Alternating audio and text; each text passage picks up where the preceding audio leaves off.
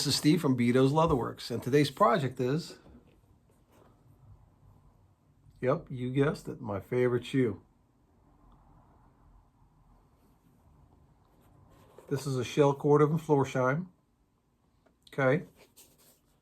The heels have been repaired before. Soles are still the original.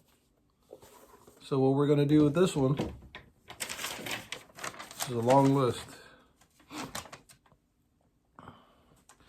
We're going to do full JR soles, leather heels with the, I think they're approximately like 59 nails if I'm not mistaken.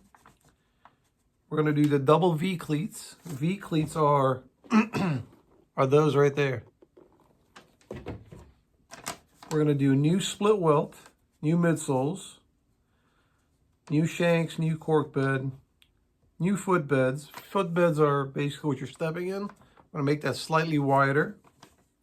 Heel linings, leather stacked heel base, insoles, stamped Florsheims, clean condition the uppers. We're going to put brass eyelets because these are notorious for basically cracking and getting damage as you're pulling up to lace them. That'll kind of reinforce that. And I think that's it. I don't think I missed anything. Then the heels, going to be a similar pattern like that. Now, depending on which heel you have, they range anywhere from like 52 to 65, sometimes more nails on one heel. So it's going to be a little crazy. But overall, the uppers are in great shape, okay? Most of the time what we see is with the shell Cordovan is basically dry rotting around these areas right here, around the back. And this one is in pretty good shape. So we're going to moisturize it and cream, put some Venetian cream on it to condition it up, make it look good again. I think this is going to be really nice. Now, my last video, you guys were kind of freaking out that I wasn't talking. There's nothing wrong. It's 4:30 in the morning, okay? Sometimes I don't feel like talking, Sometimes. I'm usually a chatterbox. But at times, just want to kind of do the work and finish it up. That's what was the last video about. There's nothing wrong. Everything is okay. I appreciate you guys' concern. I'll get back to my my usual self. Don't worry. So everything is fine. Thank you for asking. I appreciate it. All right. So let's get started. All right. Let's start the triggering, people. Let's start triggering somebody this morning. These cost $865 job. $865? Hey man, I sure hope you're using gold eyelets. No, I'm using brass eyelets. Thank you very much. Do you guys like the tie-in shirt? I do that sometimes, Yes, I know how to dress up, guys. Come on, man. Come on, man.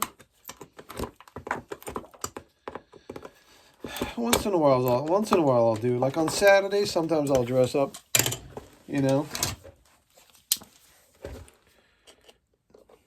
because I'm at the counter most of the time, and it's kind of good to have that.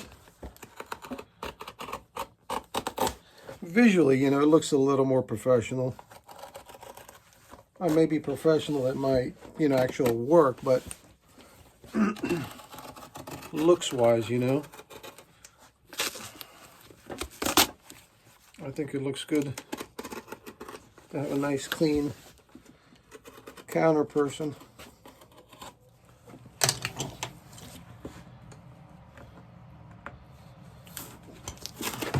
Oh, this was the same viewer with my other watch. This was a gift from that gentleman. He wanted to be anonymous about it.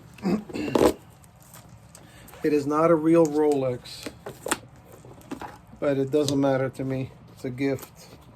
Now we've got a plastic shank, fiberglass shank. We're going to get rid of that. We will put whatchamacallit, we'll put a metal shank in there. All right. Let's remove this sucker. All right, let's see what we're gonna do. Since we're gonna replace the welt, this is the welt. This is called a split welt because it kind of split in half like that.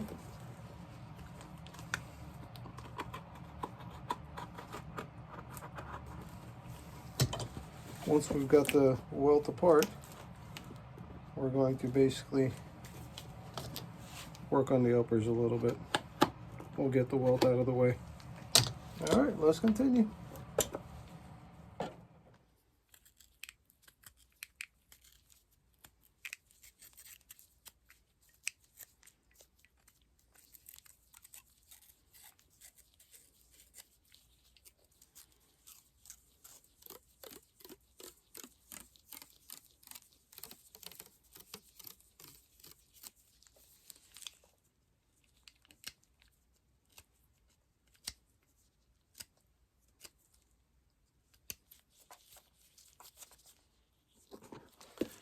When they last the shoe, okay, they staple the gemming, which is this piece right here, that's stitched to the foot, that's glued to the footbed, and then it's basically stapled together to the uppers so they can stitch the welt on.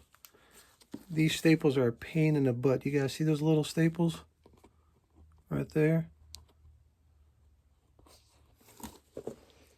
So we're going to remove those staples so we can remove the gemming and the footbed from the uppers. Sometimes there's like 1,000 of these staples on there. It's really not necessary.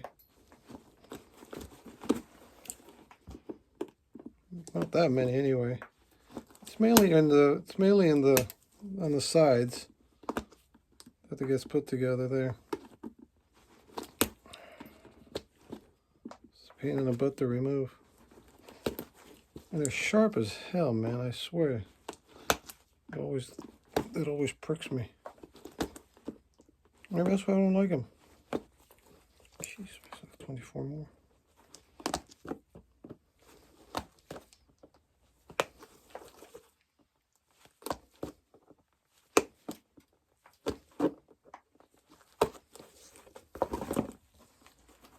And there she goes.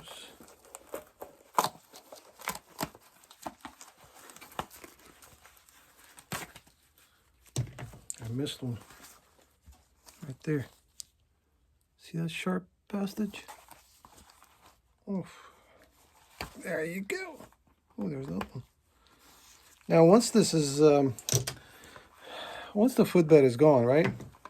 We can inspect the inside of the shoe, make sure everything's okay. Now, in this particular one, we're going to pute. What a pute? Pute. What am I, French now? Oh my God.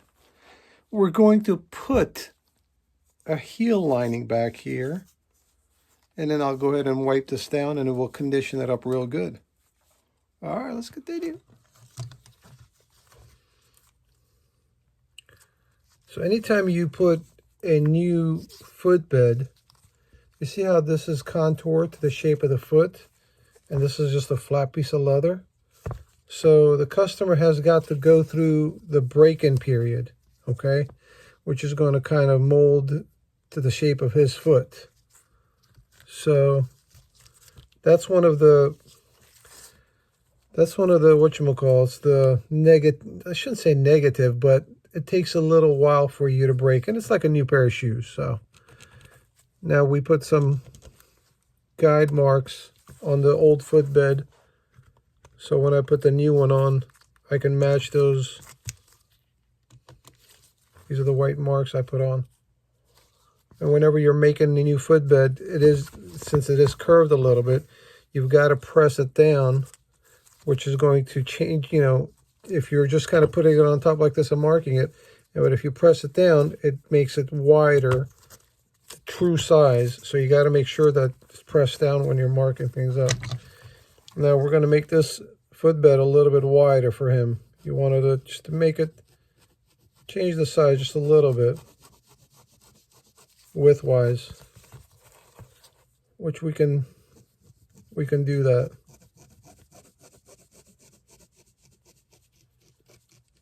Maybe 1/4 of an inch, which is a lot. So it'll fit a little bit more comfortably widthwise when he gets it back. All right, let's continue.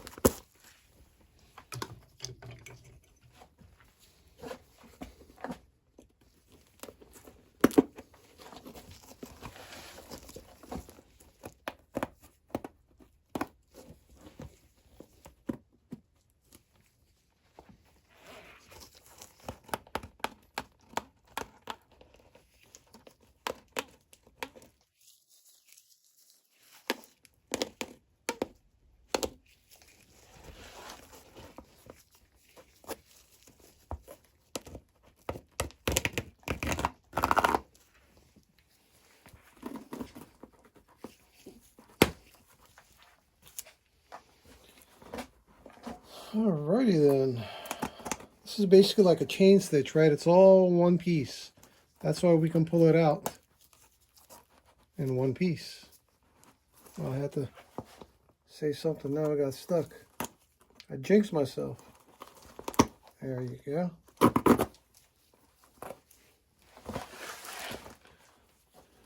Cool.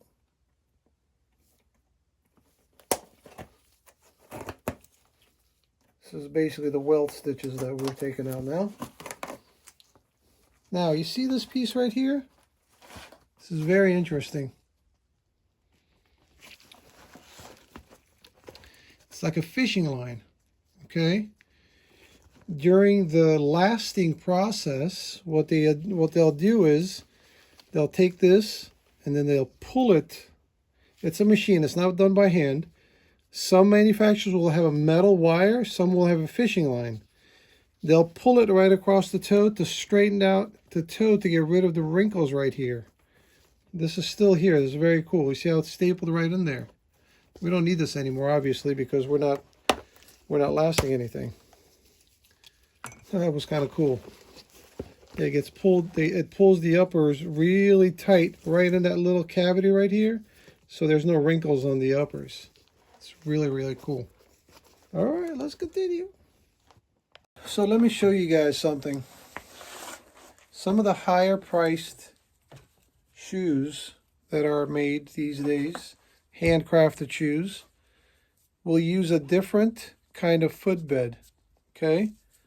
This footbed is with gemming, this canvas piece right here that is stitched to the uppers along with the welt. This is called the holdfast. This is actually the one-piece leather, and instead of having gemming, this literally goes through the sides of the leather to stitch the sole onto, like that. This is much more superior quality than this production style Goodyear welted shoes. Most of the production shoes will use gemming. That's just how it is. So now that we've got our footbed ready, if you notice these lines on the sides, I've made them a little bit wider. Not much, but a little bit. We're going to go ahead and attach this gemming to it. And then this footbed will be ready to sew on the uppers along with the welt. But before we do all that, we have to work on these when they're off the shoe, when they're off the foot base. We're going to do a heel lining back here, clean and condition the interior, clean and condition the uppers, and add some brass eyelets. Now it does have eyelets. These are blind eyelets is what they're called because you don't see them from the top. But with this one, we're going to see the brass from the exterior of the vamp. We're going to replace that. We're going to take those out, obviously. All right, let's continue.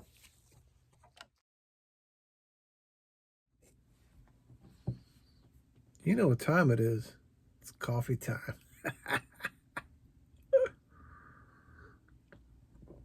You know, as I'm having my coffee, I'd like to take a moment and give a couple of shout outs to some people.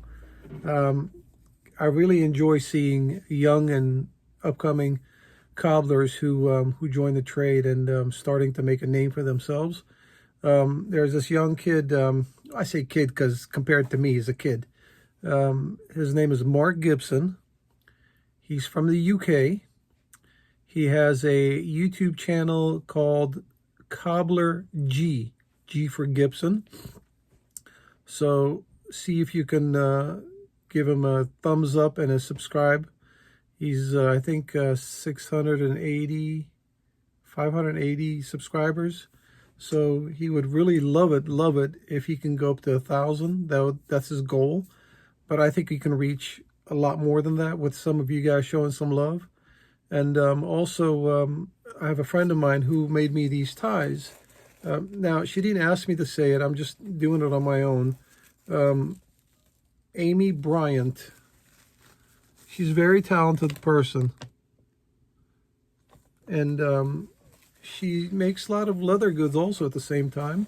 And she made a couple of these ties and gift them to me. So I really appreciate it. I'll see if I can put her, I think it's amybryant.com. I'll see if I can find her website and put it, you know, on the bottom of as we're speaking. So those are the only two shout outs I have today. And just wanted to kind of let you guys know that also, if you have a local cobbler, you know, search them out and see if you can take some business to them. Right now, it's really tight with their businesses, and a lot of people are hurting. I've been very fortunate enough to have enough work for myself, and if you guys, you know, can find some local cobblers to take your work to, that would be really, really cool. Now, do your homework. Not everybody is created equally. Unfortunately, there are good and there are bad in every businesses. So do your homework and see if a person locally is, you know, to your satisfaction, and then you can use their services. Okay. Thank you for joining me for this coffee break. I appreciate it. And let's continue.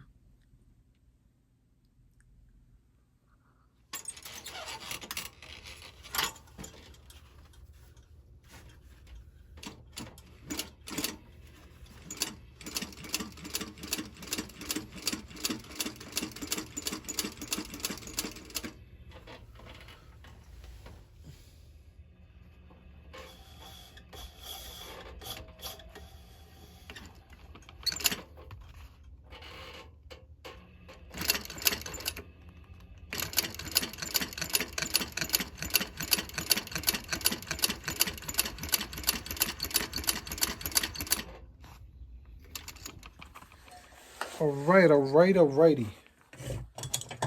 So we put our heel lining in. You guys can see that. Here we come this way. Now, we put some stitches. We're gonna get this view here. We put 2 rows of stitches right there. Now, those aren't stitched to the lining. They're just kind of stitched on leather and then glued down. It just looks like that. It's stitched. It imitates the original, and we use green thread like the manufacturer does. Now, did we have to put a stitch there? I mean, did we have to even put a double stitch there? No, because it's just for looks. It's nothing really structural. But they originally, before they assembled the lining together, they stitched the lining pieces together first, then they assemble it on the shoe. Well, I'm not going to take the whole lining apart just to put a stitch there. I think it'll be okay. Visually, it just looks like it. It's just not stitched together. It just looks like it. Okay. We didn't have to put a stitch there at all. We could just glue the piece there and be done with it. But we want to kind of mimic the old lining, you know, so. Now, anytime you're working with a 40, 50-year-old shoe, you got to soften up the leather. I don't care how good of a shape it's in, it's still old leather. So you got to be careful with it. when you're working on it so you don't do more damage than help. So this is just basically a little bit of rubbing alcohol in water. Just softens the leather up a little bit. I also did the same when I was stitching it. Even though it's a very thin thread and a thin needle, still, you're stitching an old leather piece. Again, you don't want to do more damage. That's not the idea of restoring a pair of shoes.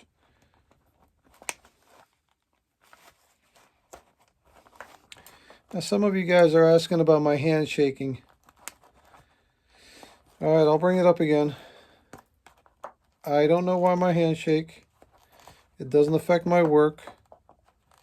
It may bother some of you guys, but I don't really, doesn't really bother me if it bothers you. I've been shaking since I was 10 years old. Sometimes when I get a little tired, you see it more, or if I'm drinking some caffeine, which I do time to time, like every day, it's gonna, show a little bit more. And at times, I go on a couple of hours of sleep, and I'm here early, so that kind of, plays into effect that why they shake more at times.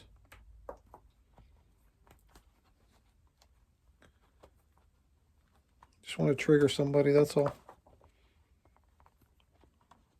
That's what I'm here for, guys, to trigger you. You don't know that by now? Hey, man, that's not very nice to say that about your viewers. Ah, shut up! Where was that from? You guys remember that when I recorded that? That was Adam Sandler. But what movie was it from? Do you remember that? I bet you don't. Some of you guys are searching right now. I'm glad I can entertain you guys. All right, let's go put the eyelets in, and we'll work on the uppers a little bit. Let's continue.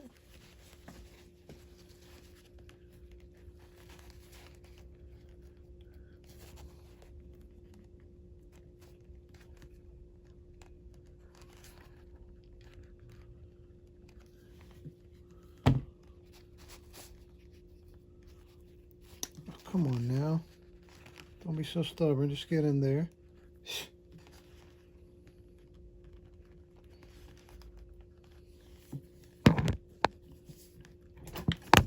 I hit this camera along the way.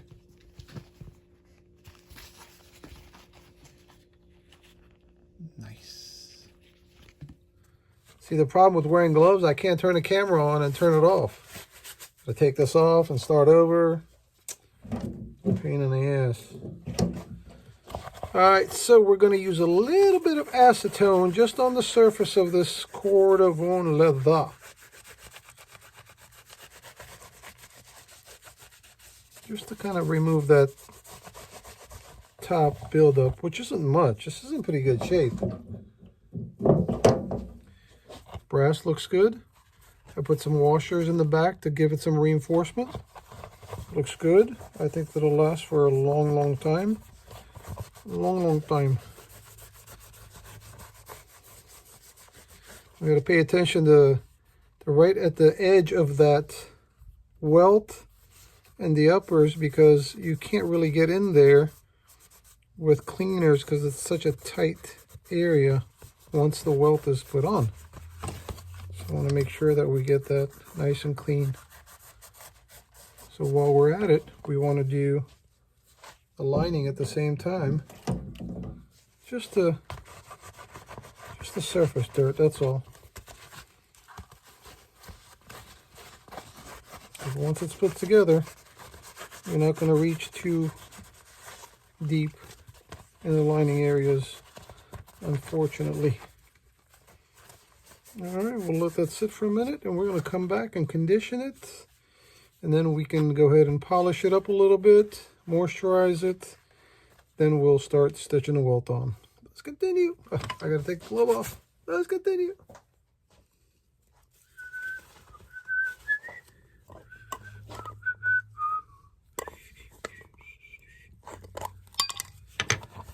Everything is gonna be all right. Everything is gonna be all right.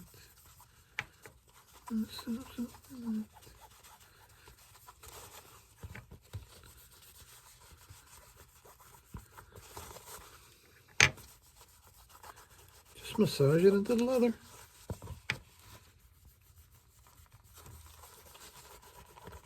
Nice.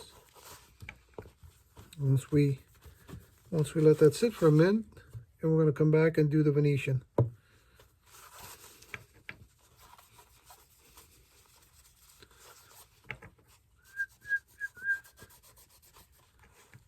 It's nice. So adding some color to it.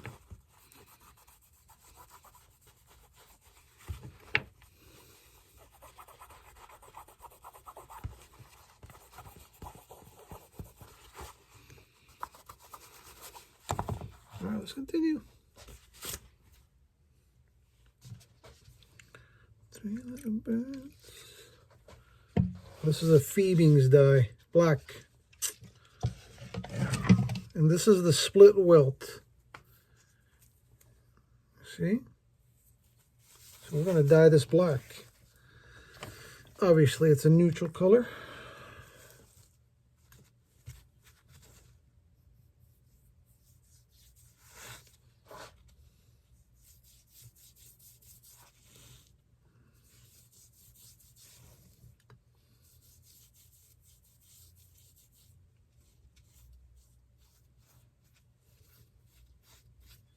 Every time I put the glove on, I got to take it off to turn the camera on and off.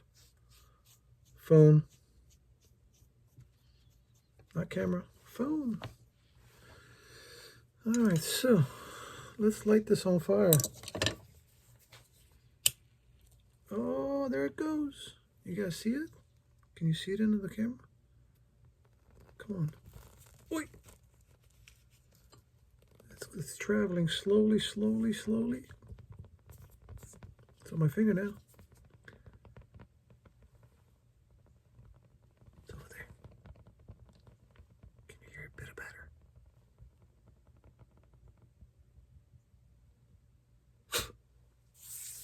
And she is dry. Let's continue. All right, so at this stage we have the footbed attached in several areas to make sure that it is in the proper place and it's not off balanced. Remember the marks we made? So those marks are kind of lined up to where they're supposed to be, so we know that the footbed is centered. Now we get to take the stitch right here. This is called a jerk needle. You guys see that hook at the end? It goes through the welt, through the uppers, through the gemming, and pull the thread and stitch it back together. So I'm going to show you guys how we do that. I'm not going to show you guys all of the stitching because I'll be here for about 2 hours. We still have to save some time on the nails for the heels. That's going to be quite some time. All right, let's continue. Okay, see the holes into the uppers there? Those are the original holes of the where the welt was, so you're going to follow that hole.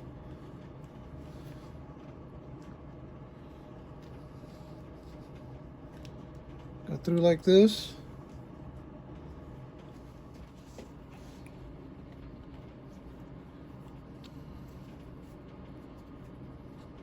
We loop the thread and put it on the hook. We pull it out.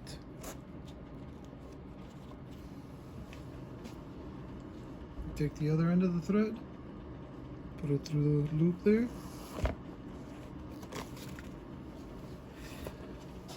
And then pull this back.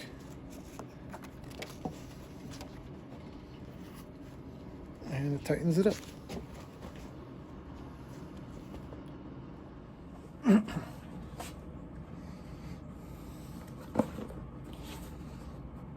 All right. We are done with re-welting one shoe.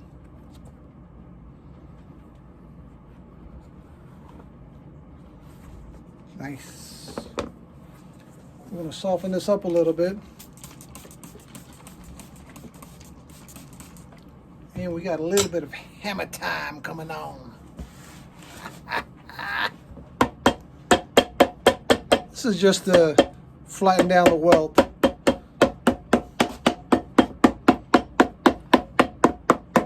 Nothing too hard, just gently.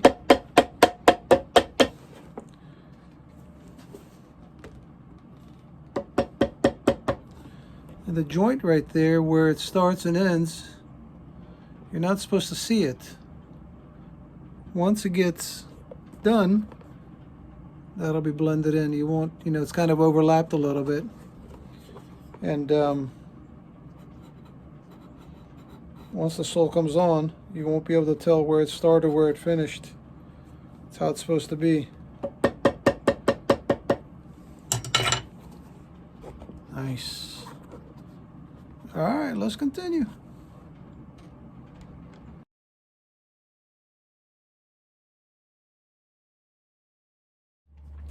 Okay, we got the welt stitched on the other shoe.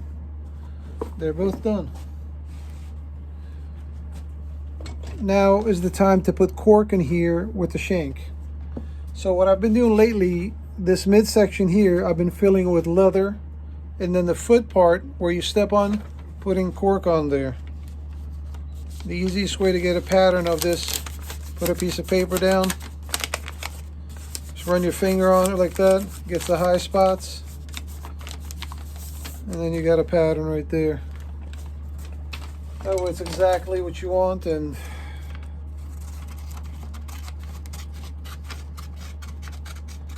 it's the easiest way to make a pattern of something like that.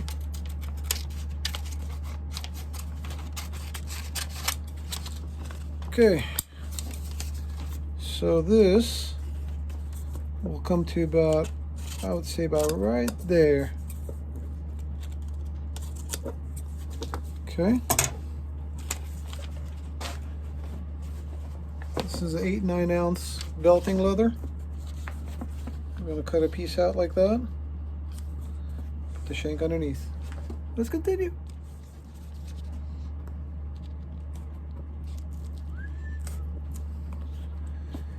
Honey, don't worry about a thing. Every little thing is gonna be alright. Woke up this morning, the rising sun, breathe the breath.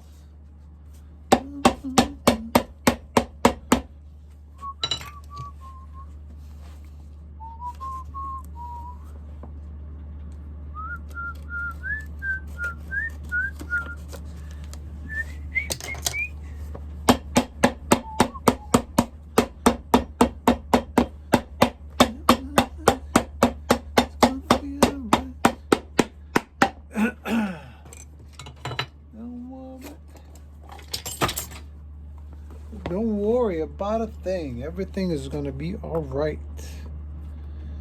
Going to make it all right. It's going to make it be. It's going to make it be. It's going to be a nice day, because you're going to make it into a nice day. Everything is within your hands.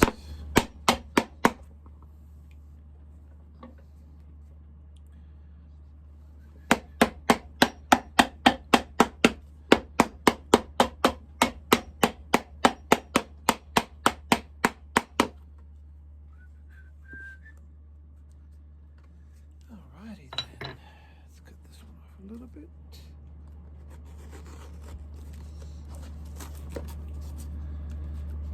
Now the hard part of the job is going to be doing the heel.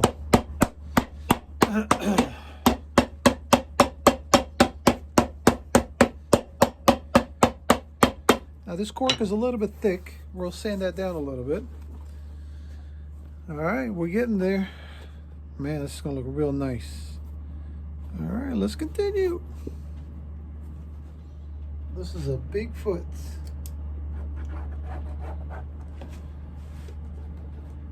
My regular midsoles do not fit. So we're going to cut JR Ladies soles as midsoles. I got no choice. I have a feeling the regular size JR is not going to fit either, so we're going to have to cut from a sheet for the big bend. All right, let's continue. So this is the JR bend. Bend is basically just a big piece of leather. Okay? This is half of the bend. I've used the other half. See the JR logo there? Where's it at? Right there. So I'm going to have to mark it, cut it out. Use this because the other one, the pre-cut soles, no good. Too small. Let's continue. You all know what time it is. It's the infamous hammer time. Let me show you guys something. This is basically an anti-squeak fabric. It's old school. Most of you guys have never seen it before. Whenever you've got leather and leather glued together over time of flexing, if there's any chance of it coming loose, leather, when it rubs against another leather, it's going to start squeaking. This prevents that from happening. I know some of you guys are going, well, why don't you glue it on good so it won't come loose, man? Well, it does happen sometimes, I hate to say. So this is just a little precaution against that. Okay? All right. Hammer time.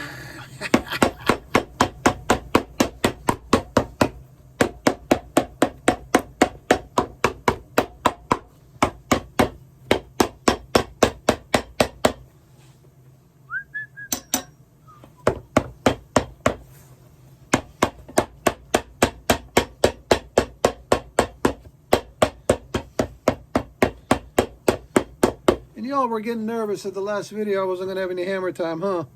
Come on, man. This is like my signature now. How can I not show you guys hammer time? Could never do that.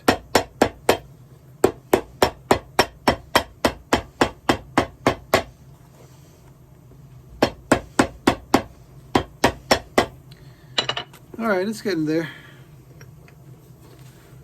Not too bad. Slowly but surely. All right, let's continue.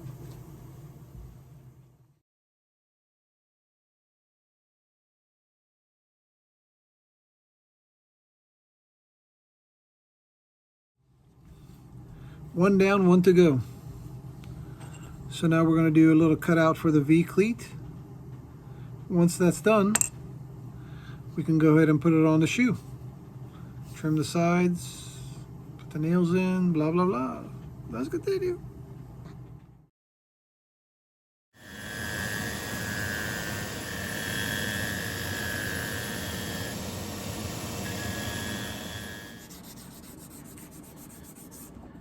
You want that edge to shine, really nice gloss. You've got to take sandpaper and wet sand it to smooth that edge.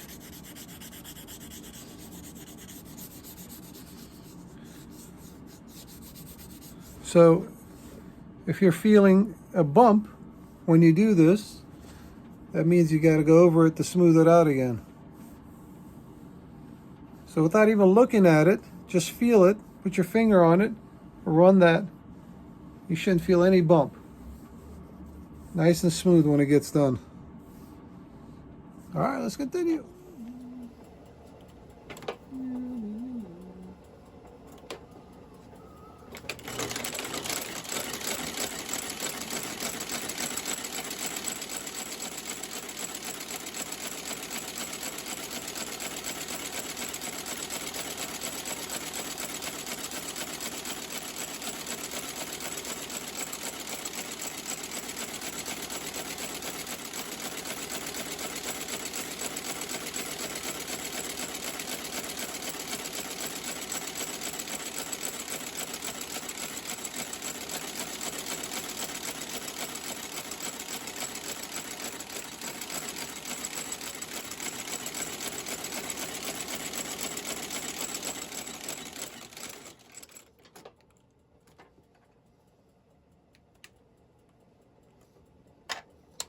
You can always tell how experienced a person is when they're stitching on the machine. When they slow down and stop, slow down, stop, they need to practice some more. Let's continue.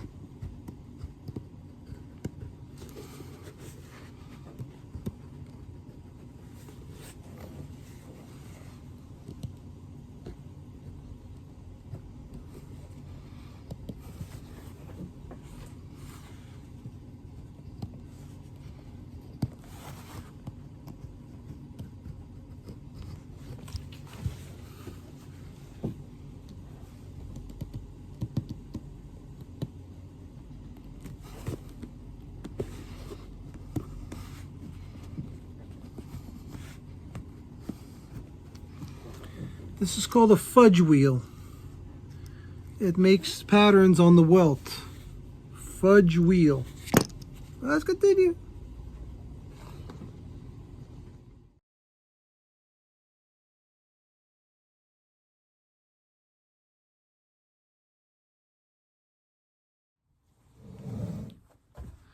All right, welcome back.